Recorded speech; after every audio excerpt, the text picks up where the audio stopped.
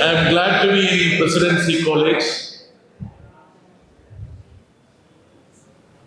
and I understand that you have a whole day camp from morning to seminars.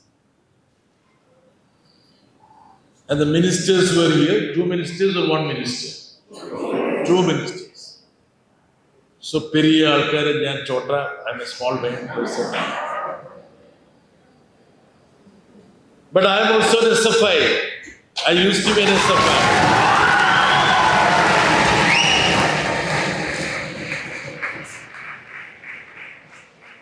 So when I stand here, I recollect my days in college. When I used to be like this, sitting, listening to people. And our slogan was that struggle and also study and struggle. Is it same now? Yes. How many of you study? There are few people who don't study. Okay. I believe you.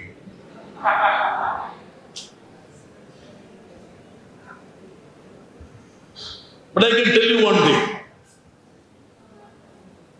Why SFI and student movements are important in this country. Your seminar is on UGC regulation, draft regulation. But I can tell you out of my experience as a former student leader or a student activist and a student of political science. How many of you are students of political science here?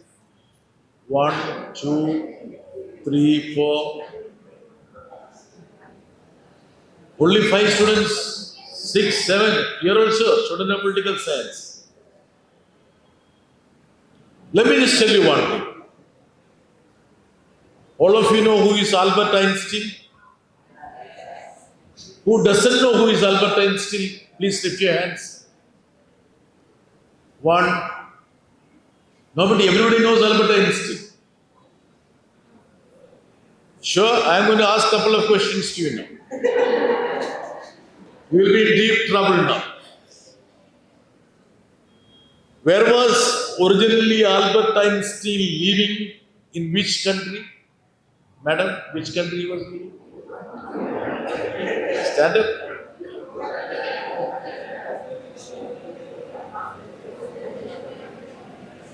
Now I can see so many students Google correct. Please go. She didn't get the chance to Google, that's why she had to stand up.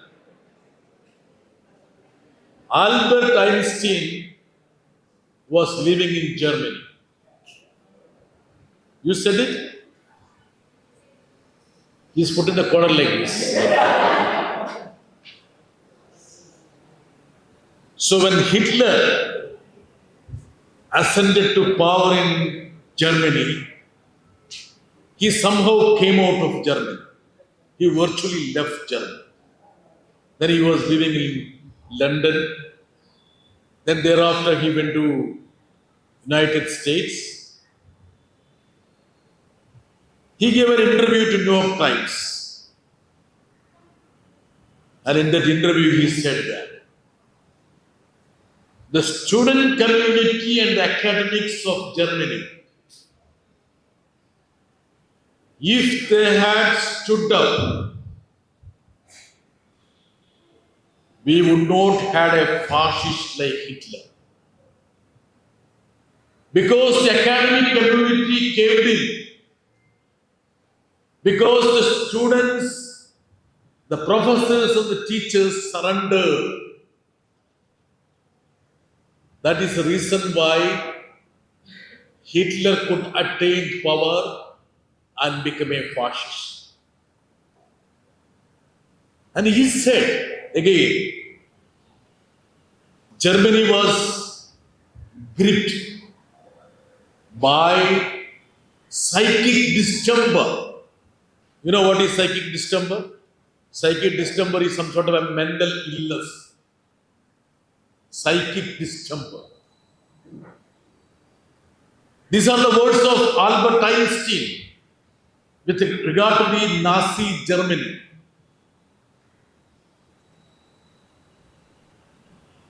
Because just like in our country, where this virus of communalism is spreading, now you look at the national television, evening show or even the morning show, the only topic of discussion in Hindi and English television, Hindu, Muslim, mandir, mosque, church, religion, digging to find a shivling underneath a mosque, communal clashes,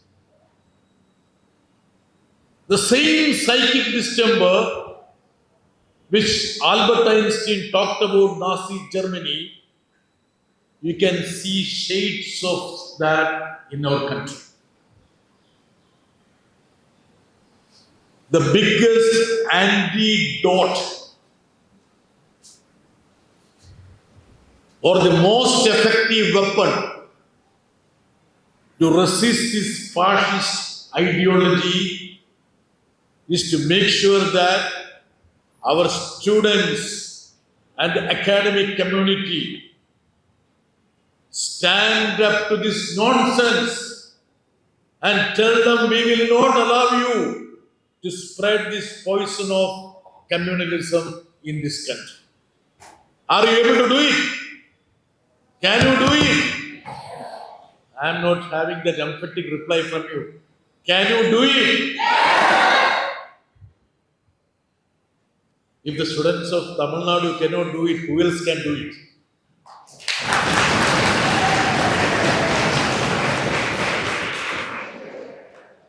Now coming to UGC guidelines. Earlier, when the UGC used to issue some suggestions, they used to call it guidelines. You know what is it now?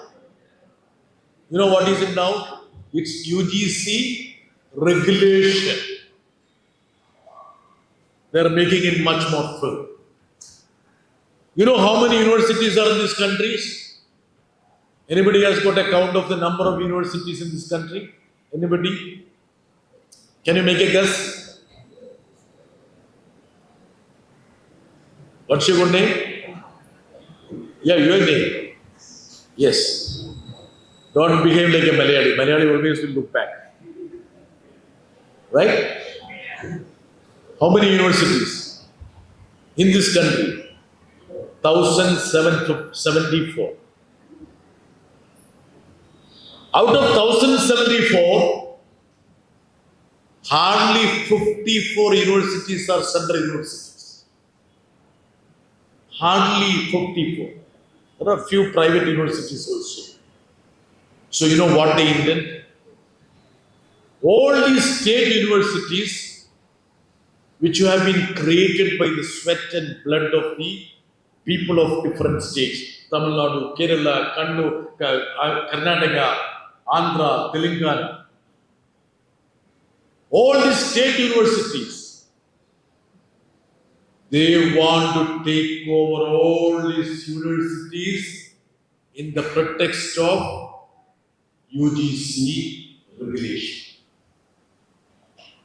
They will appoint an RSS Karyakarta as the Vice Chancellor. The governor gets the final authority to decide who should be the Vice Chancellor. So all those institutions of excellence, of higher learning, which the state governments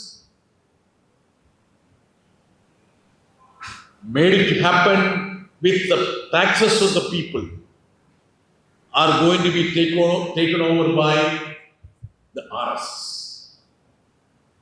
That is the essence of the UGC regulation.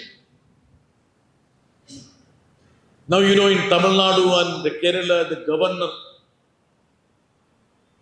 here who is the governor? N. Ravi, R. N. Ravi. How is he? Eh?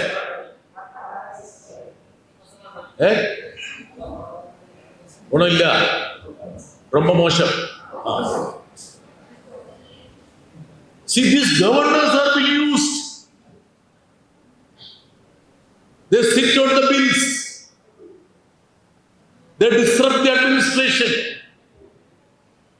The Stalin government, Brittas government, all these governments came because of the mandate of the people. That is a democracy. But they will not allow us to rule. They will not allow us to govern it. They behave as though they are the supreme leaders. This is how the essence of democracy is being thwarted. I was a student of JNU. How many of you want to be a student of JNU here? Only 1, 2, 3, 4, 5. You are also going to JNU. You are going to. You are planning to go to JNU. You plan. You studied in JNU.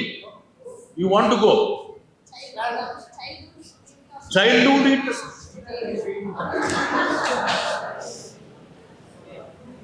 So I am going to tell the JNU people that the revolutionary from Tamil Nadu is going to join them shortly.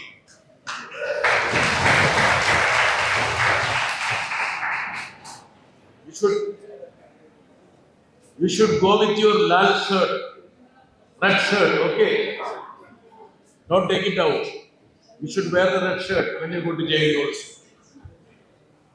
I was a student of JNU. Now what is happening? They are making that institution to starve. They don't allow the protest. I will tell you how the universities, how these places of exemplary learning, where the youngsters have to think about the destiny of this nation, how these places are being completely plundered by the administration. Last year, Jawaharlal Nehru University administration, I think they managed to get something like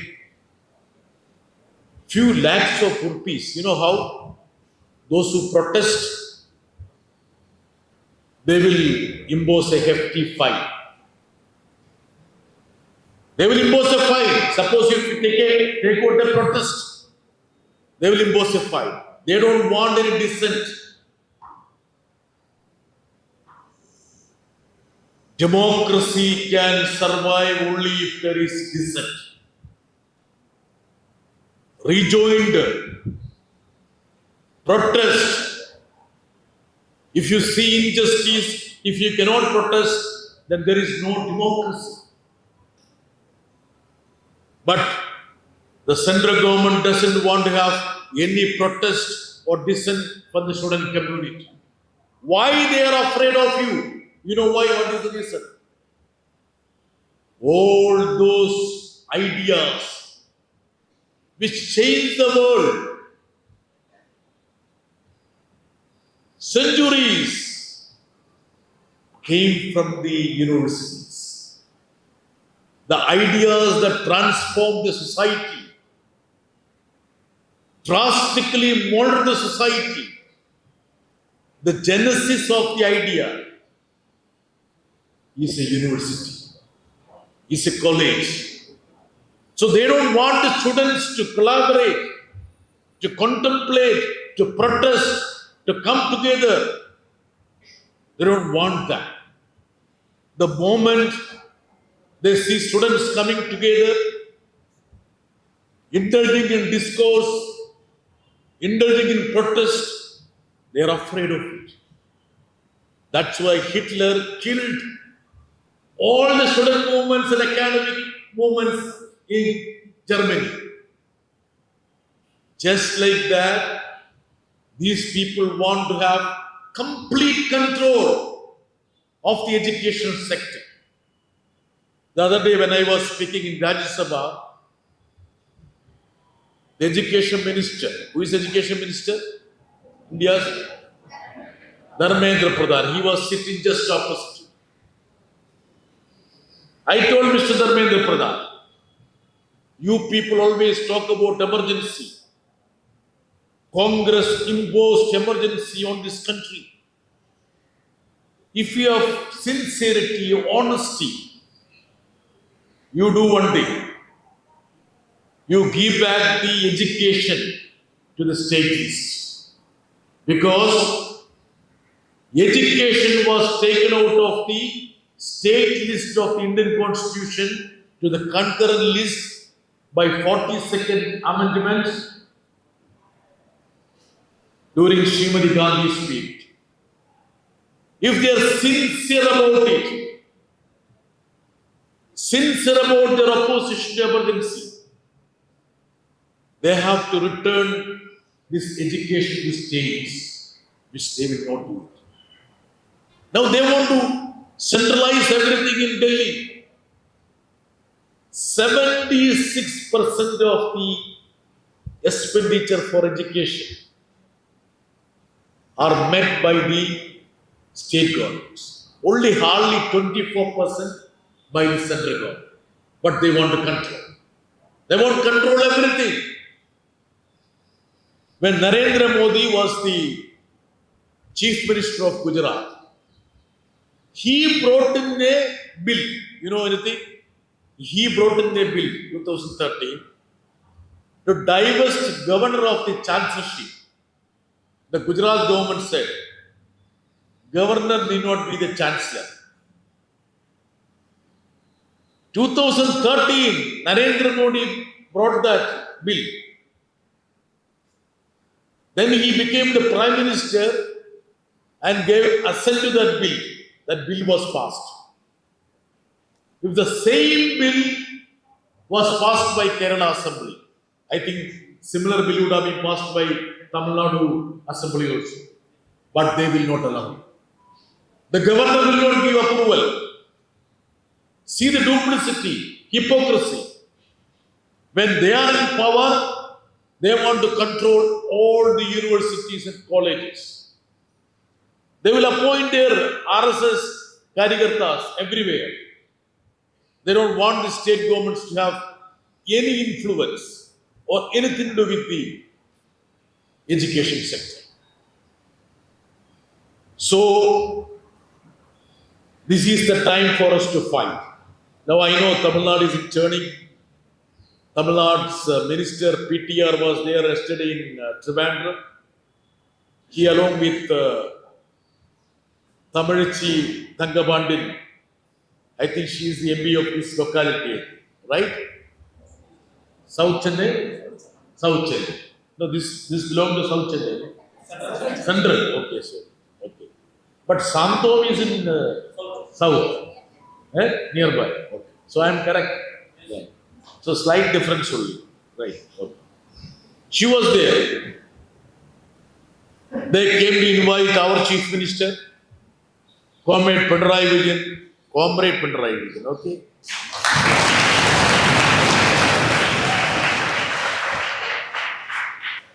For a conference which is being convened by Thiru Stalin, your Chief Minister. My Chief Minister told PTR and Tamilichi Thangabandin, we are with Tamil Nadu. We are with Tamil Nadu. We should fight these fascists. Imposition of Hindi. I know Tamil Nadu is agitated. You have a two-language formula. You know, I remember reading the speech of Annaduri, which he made in Rajya Sabha in 1962. 1962, your Anna was in Rajya Sabha. Anybody knows her? You know it. Madam, you know it. You are not a SFA leader. You are a teacher. Then, Observer. So she is observing everybody, including me. 1962, Annadure was a Rajya Sabha member. At that time, he openly spoke in Rajya Sabha saying that even those people, MPs, who know English, they deliberately speak only Hindi. Even when we ask a question in English, the minister replies only in Hindi. And we can see a twinkle in your eyes when you speak Hindi. That is detrimental for the integrity and unity of this nation. 1962, Annadure, your leader, he made this reference in Rajya Sabha. See, he has seen, he could foresee what is happening. Now in Rajya Sabha and Lok Sabha, 95% of the ministers speak only in Hindi, except your Jayashankar and Nirmala Sitharaman. Even Nirmala Sitharaman tries to speak in Hindi now. All other ministers speak in Hindi. This country belongs to all of us. Not only for the North Indians, this is for South India also. This country. Tamil and Malayalam are equal to Hindi. Hindi doesn't have any special distinction. It's one of the normative languages in the Constitution.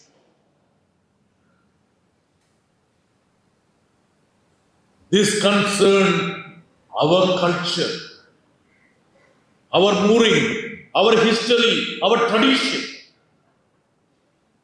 So you should understand that why this government is adamant to implement such reforms is to ensure that they have a dictum. What is a dictum? One leader, one ideology, one political party, one religion, one language. They want to make this country a uniform country. For them, unity is not important. For them, uniformity is important. We don't believe in uniformity. We believe in diversity. The rich cultural heritage of this great nation have to be upheld. And I can tell you one more thing. The unity of this country can be maintained by three elements. Only by three elements. You know which are the three elements? We need to have democracy. We need to have federalism. We need to have secularism. Without these three ingredients, you cannot ensure the unity of this country. I salute SFI for convening this seminar to ensure the diversity of this country is upheld. The academic freedom of this country is upheld. And I'm sure that as long as SFI is there in the forefront with its slogan of study and struggle, no fascist can take control of our education system. With my revolutionary greetings, Lal Salam, let me just wind up my speech. Thank you very much.